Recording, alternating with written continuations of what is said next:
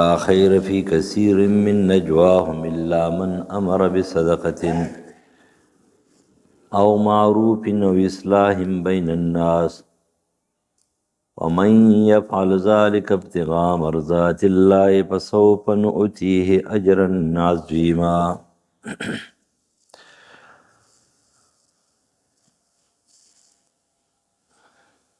وعن أبي هريرة رضي الله تعالى عنه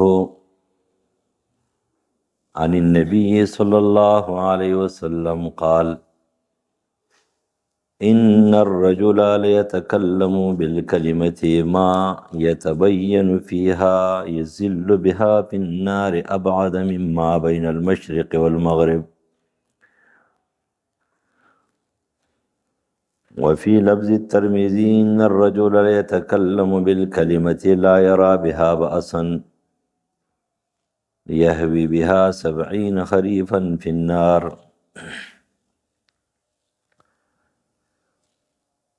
علم نجعل له عینین. اے مونږ د دې انسان د پاره دوه سترګې نه دي ورکړي، ولسان و شفتین، او جبه م ورکړي ده او شونډې م ورکړي دي، رونق مله برابر کړی دی. وهدیناه النجدین، او بیا مو ته دوه لارې ښودلې دي، یو لاره د نجات ته د جنت ته، او بل لاره د عذاب ده د جهنم. سورة بلد. لا خیر فی کثیر من نجواهم، اس خیر نشته په ډیرو جرګو کې، الا من امر بصدقه، مگر هغه جرګه چې پای کې حکم وي د چا سره په ښېګړه باندې، په صدقې باندې، او معروف یا د نیکۍ د کار خبره وي او مشوره وي، او اصلاح بین الناس یا د چا په منځ کې جوړه وي. ومن یفعل ذلک ابتغاء مرضات الله فسوف نؤتیه اجرا عظیما. او دا کارونه چې څوک کوي د الله د رضا دپاره، نو دته الله تعالی لوی اجر ورکوي. ابو هریره رضی الله تعالی عنہ فرمایي، صحیح بخاری و مسلم حدیث ته، رسول الله فرمایي: ان الرجل لیتکلم بالکلمه، یو سړی دی هغه یو خبره کوي او واضحه نه ده او دی پې پوهېږي نه، یا د چا په باره کې کوي او یا د سیاسي خبره کوي، نو دی به وښویږي د خبرې په وجه باندې په جهنم په اور کې دومره لري لکه د مشرق او د مغرب په منځ کې. او بیا د ترمذي په الفاظو کې وداري چې یو سړی خبره کوي پروا نه ساتي چې دا خبره ټیک ده او که ټیک نه ده، نو الله تعالی به د دې خبرې په وجه باندې دی په جهنم کې 90 فصله، 90 فصله مطلب دا دی چې 90 کاله دا به ور واچوي. په دې وجه باندې د انسان الله پیدا کړی دی، نو دی به اشرف المخلوقات په دې وجه دی چې دا هر څه به کنټرولي. لکه تاسو فکر کړی به د انسانانو کې بعضې انسانان یې هغه ډېرې په احتیاط باندې خبرې کوي. لکه دا پیغمبران دي که نه، پیغمبران معصوم دي، خو پیغمبرانو نه چې معمولي زلت وشي نو قرآن د هغوی خبره دومره سخته پیش کړي چې سړی وایي چې د دوی نه غټه ګناه شوي. دا غټه ګناه نه شوي، خو معمولي خپې چې کومه دی نو لږه ښویېدلي، خو قرآن او حدیث هغې له ډېره غټه زورونه ورکوي. د هغې وجه دا دی چې مرتبه یې لویه ده. نو دا انسان چې دی نو د ده مرتبه د نور حیواناتو نه ډېره لویه ده، ځکه د اشرف المخلوقات دی. قرآن مجید د پیریانو په باره کې هم دا نه دی ویلي، بلکې د فرشتو یې ښه مخلوق پیدا کړی دی، خو داسې ښایسته جمله د انسانانو دپاره چې استعمال کړی د فرشتو دپاره نه دی استعمال کړی. لقد خلقنا الانسان فی احسن تقویم. ته ما اشرف المخلوقات پیدا کړی په ښایسته شکل او صورت مې صورکم په احسن صورکم. نو ستا کارونه به هم د سړیتوب وي، ته به داسې بې احتیاط هم نه او داسې بې سوچ او بې فکره خبرې به هم نه کوې. د صحابه او تابعین نه وروسته د تبع تابعین نه وروسته د محدثین حضرات دي د اولیاء الله دي. که سړی وایي صحیح ولی ګورم که نه دا محدثین چې د حدیث کم خلک نقل کوي که نه دا ولی. بعضې خلک بعضې کارونه دي بعضې ګناهونه هغوی د خپلې جامې په وجه نه کوي، بعضې ګناهونه د خپل کسب او د کار په وجه نه کوي. دا نه چې یاره دی د ګناه نه معصوم دی محفوظ دی، معصوم هم نه او محفوظ هم نه، خو لیکن د ده جامه داسې دی چې دا به دا کار نه کوي، هغې جامې راټینګ کړی. لکه دا ګیره نه ده، سړی چې ګیره پرېږدي د سګرټ څکي که نه نو تاسو فکر کړی ډېر بدې ښکاري، نو بس د دې ګیرې په وجه باندې هغه سګرټ ایسته پرېږدي. یا یو سړی منځګزار دی، منځ کې نو پکار دی چې دې ګناه پرېږدي، د دې منځ په وجه پرېږدي. دی ځان ته مسلمان وایي، یو سړی هندو دی او سیک دی او کافر دی او د هغه معاملات خراب دي، یا دروغ نه وایي دی دروغ وایي. هلکه سیک په وجه باندې دا خپل معاملات ټیک، د هندو د عیسایي په وجه باندې خپل معاملات ټیک کړه. د دې وجه نه بعضې نوم، بعضې لقب، بعضې علم، بعضې کسب، بعضې کار، بعضې شعار هغه انسان مجبوره کوي په دې باندې دا ګناهونه مه کوه، نابر احتیاط زندگی تیری. په دې وجه باندې انسان الله تعالی اشرف المخلوقات پیدا کړی دی، ځکه ورته وایي چې ګورې عبثیاتو کې مه اخته کېږه. او انسان چې خرابوي نو هم دغه حواس یې خرابوي. موږ الله حواس را کړي دي، سترګې، غوږونه. دا کله چې یو اندام واخیستلی شي به انسان ته پته ولګي که نه. دا انسان الله دې موږ ټول د فالج نه اوسئ، دا فالج په د آخري عمر کې ډېر خوشي بیماري ده. ورې د دې وجې د دې لپاره د خپل ذکر کوئ، بسم الله الذي لا يضر مع اسمه شیء فی الارض ولا فی السماء السمیع العلیم وایي، اعوذ بکلمات الله التامات من شر ما خلق. دا وایي دا د دې وظیفه ده. یو صحابي دی هغه فالج والی و، لږ غوندي، نو شاګرد یې راغی، هغه چې ورته یې کتل ښکته پورته چې ته څنګه وایې چې پیغمبر دا حدیث بیان کړی دی او ته پخپله فالج والی. هغه ورته ویل ما ته بد بد مه ګوره، په دغه ورځ ما ویلی نه و. پیغمبر په خبرو کې دروغ نشتی. نو د دې عمر، په دې عمر کې خصوصي بیا تاسو ته کته دی یعنې فالج او بلډ پریشر دی او شوګر دی او دا قصې پیسې دي، سهار ماښام وایي، کم سے کم 3 ځله خو وایي. د دې خپل صحت لپاره څه کوي دا وایي. په دې آخري عمر کې سړی دا فالج وایي، دا ژبې بندې شي که نه. تر هغه نه تپوس وکړه چې د دې ژبې څومره لوی قیمت و. خپله خبره نشي کولی، ته به ورته ناستې، هغه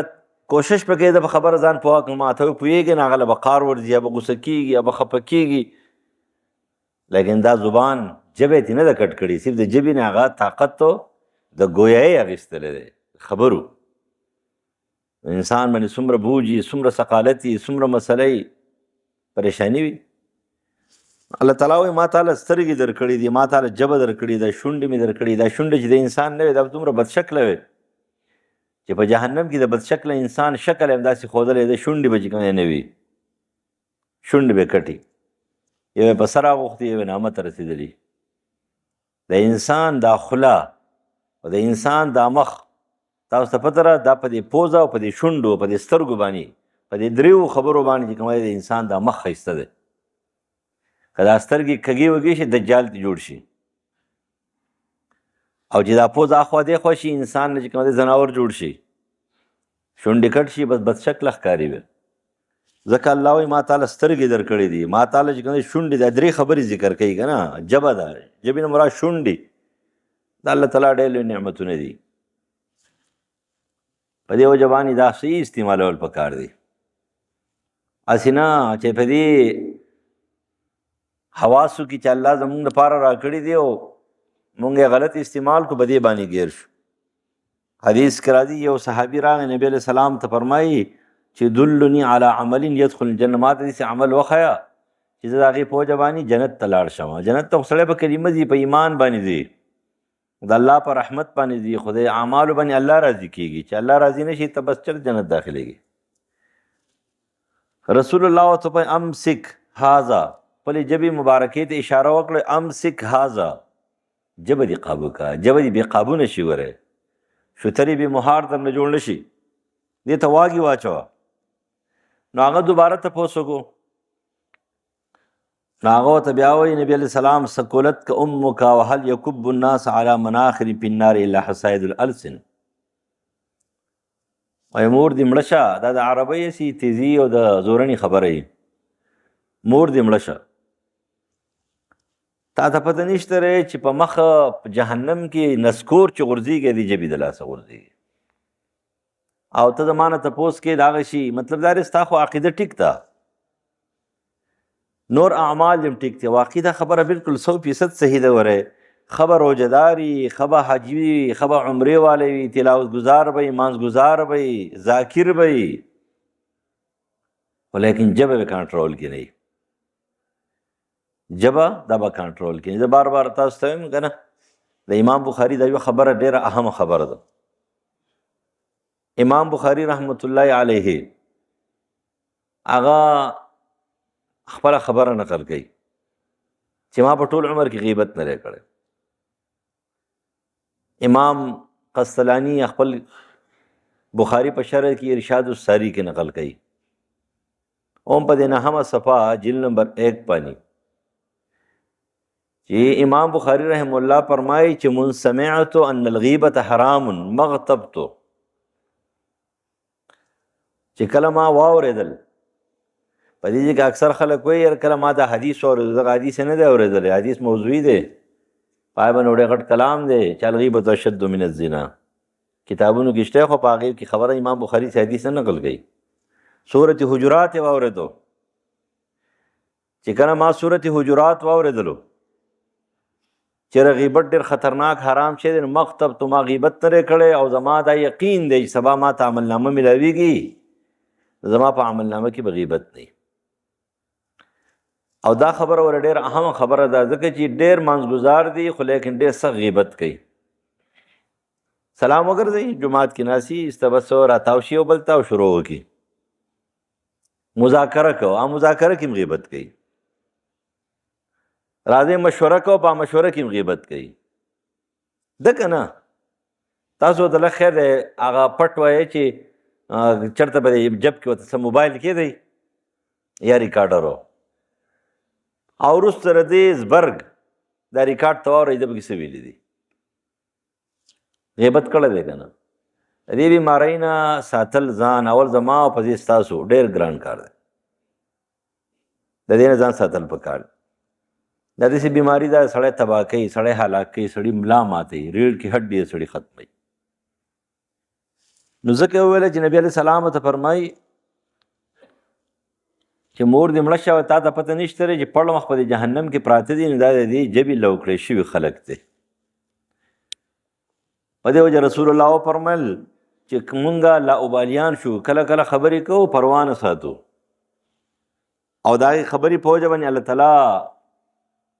دغه انسان جهنم ته واچوي چې 80 کاله په فاصله باندې په جهنم کې وغورځېږي.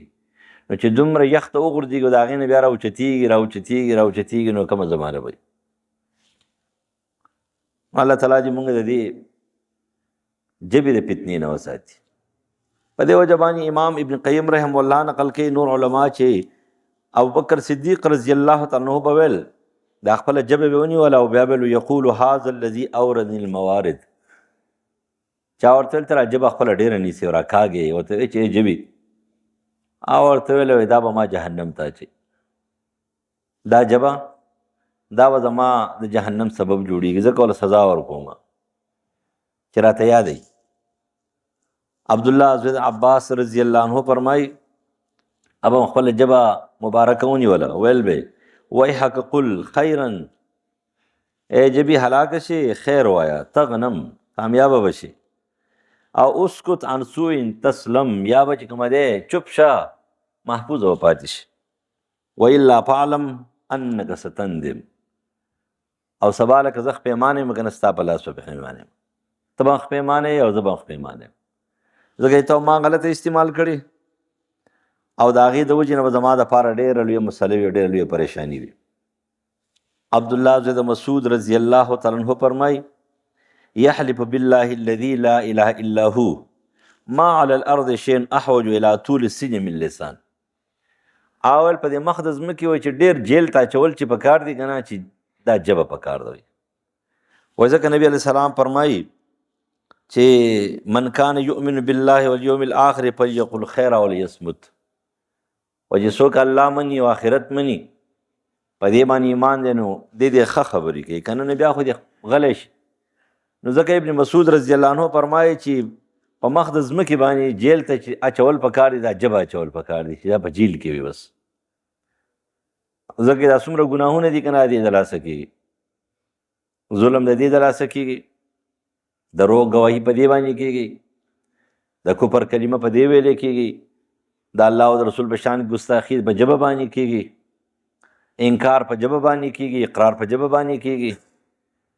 غیبت چغلي بهتان هم پې کېږي او تلاوت ذکر او اذکار هم پې کېږي. د دې وجې نه ډېر اهمیت لري. امام حسن بصري رحم الله فرمایي اللسان امیر البدن، وایي دا د ټول خلک وایي که نه زړه بادشاه دی، نو واقعي زړه خو بادشاه دی روحاني جسماني لحاظ سره، خو دا ژبه چې کومه دی دا بیا خلیفه دی، امیر دی، هغه وزیر اعظم چې کومه دی نو دا ژبه ده. فاذا جنع الاعضاء شیئا جنت، کله چې دا ګناهګاره شي ټول وجود ګناهګاري بیا ټول وجود چې کومه دی په ګناه کې سوي اخته وي. په دې وجه باندې فالتو خبرې چې دي ډېرې کول دې نه الله تعالی اول ما پسې تاسو وساتي. دا حدیث عبدالله ابن عمر کې راځي، امام ترمذي فرمایي لا تکثروا الکلام بغیر ذکر الله، چې په کوم شیز کې د الله یاد نه وي، ذکر نه مراد یوازې سبحان الله الحمدلله نه دی، هر هغه کار چې په هغې باندې الله راضي کېږي، که هغه تلاوت دی او که هغه امر بالمعروف دی او نهي المنکر دی، و ډېر پالتو خبرې د الله د ذکر نه وکوئ.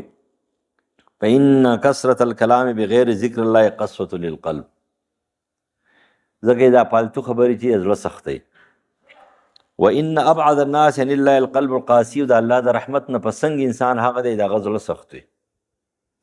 نو دا زړه چې کومه دی دا په ډېرو پالتو خبرو باندې سختېږي،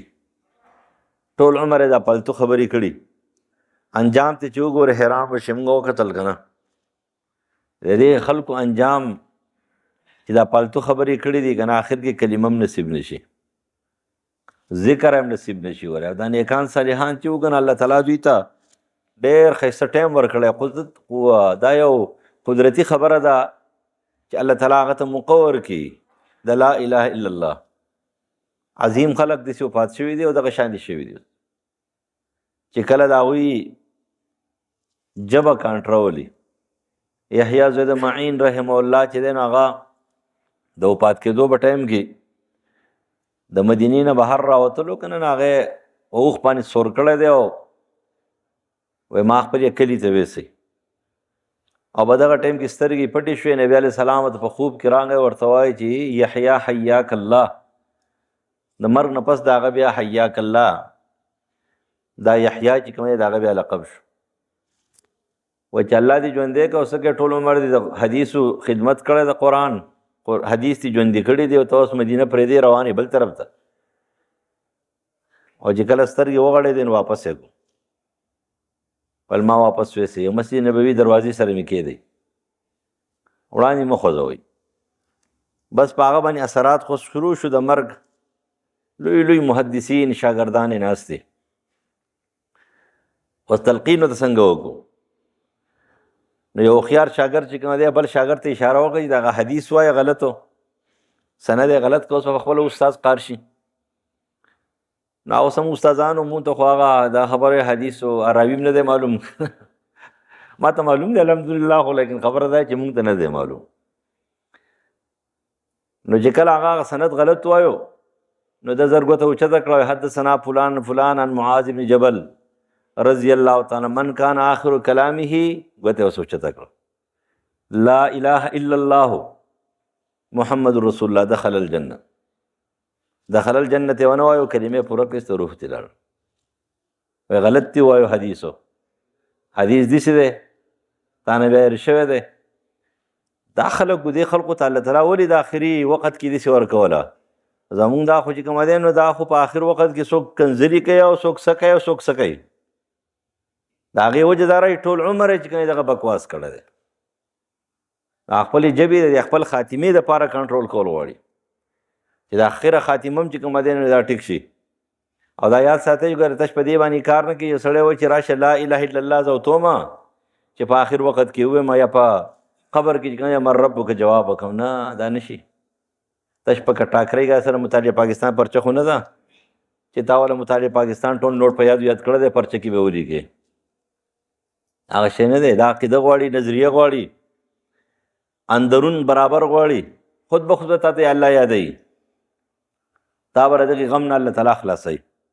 هغې خلقو ته الله موقع ورکوله امام بخاري په آخري عمر کې یا الله ستا دنیا را باندې تنګه شو ګوته یې اوچته کړو کلمې ویله دنیا نه لاړ دغه شان دي بې شماره خلک عمر فاروق رضی الله عنه نه بهیږي زخمی دی عبدالله ابن عمر رضی الله عنه ته وفرمایل چې عبدالله لاړ شه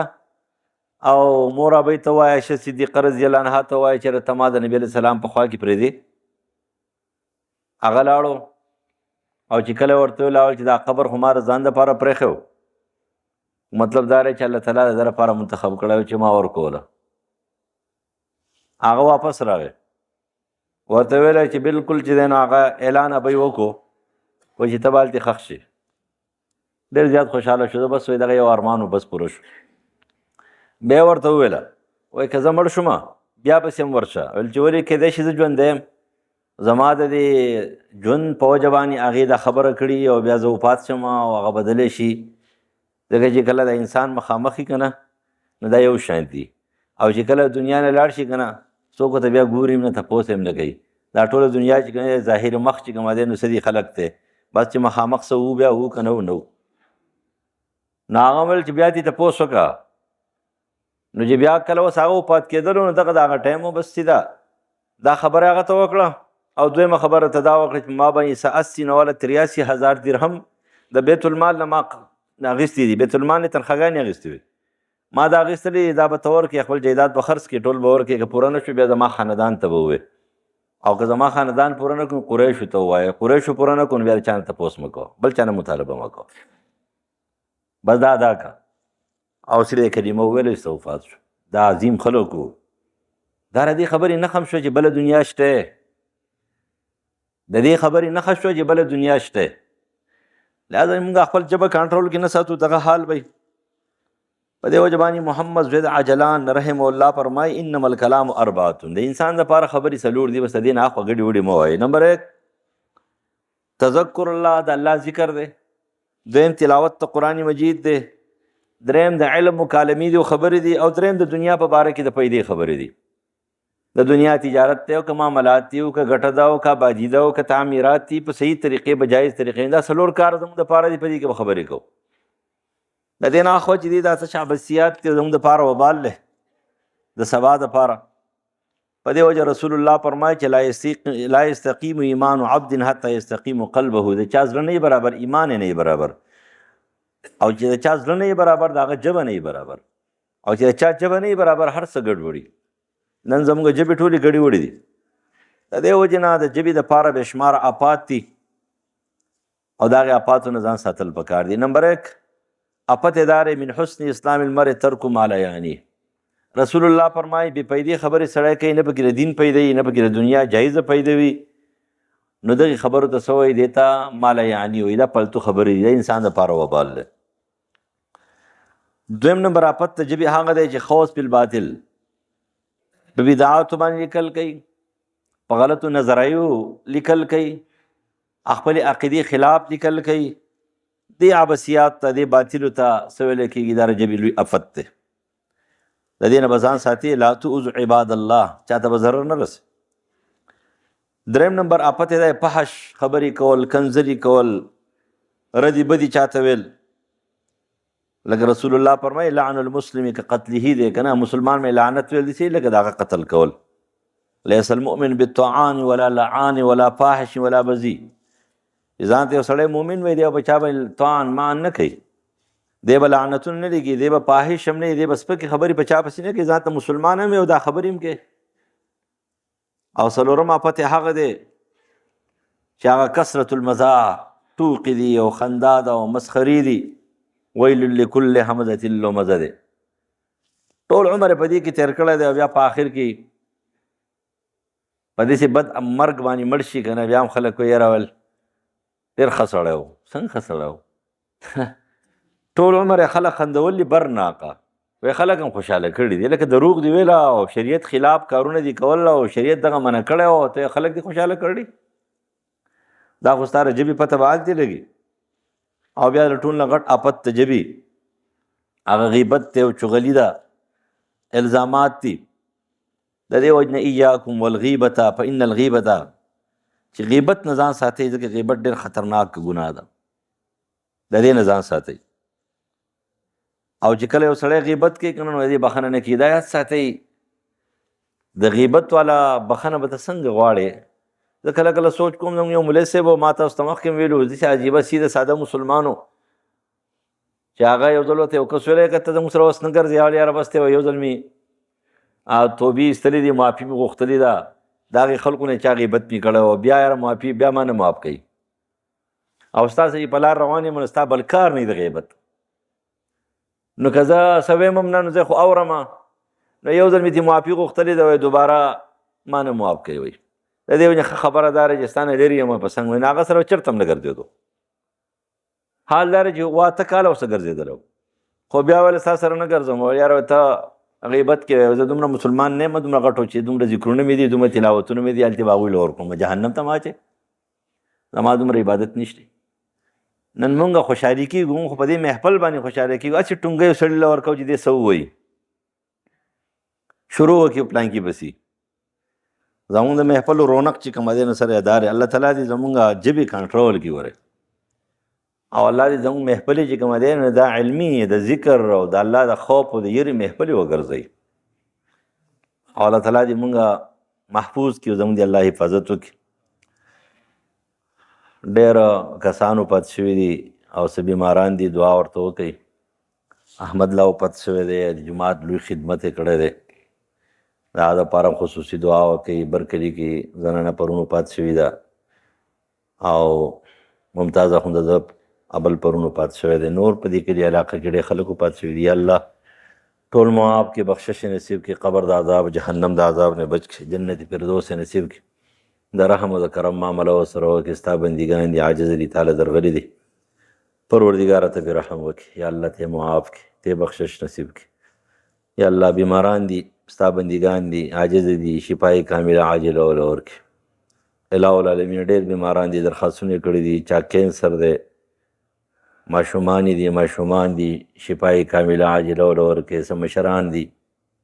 هغوی له ورکړي ډاکټر صاحب زوی بیمار دی هغه ته خصوصي دعا وکړي پروردګاره شفای کامله عاجله نصیب کړي بل یو ورور دی هغه څه حاجت دی شریعه پریشانی ده پروردګاره دغه پریشانی ختم کړي دغه حاجت شریعه سرته ورسي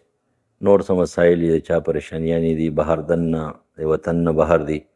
پروردګاره ټولې پریشانۍ زموږ ختم کړي مرضونو آفتونو د سپکو بیمارونو بچ کړي د عزت زندگی او د عزت مرګ هم نصیب کړي اللهم اغفر لحینا ومیتنا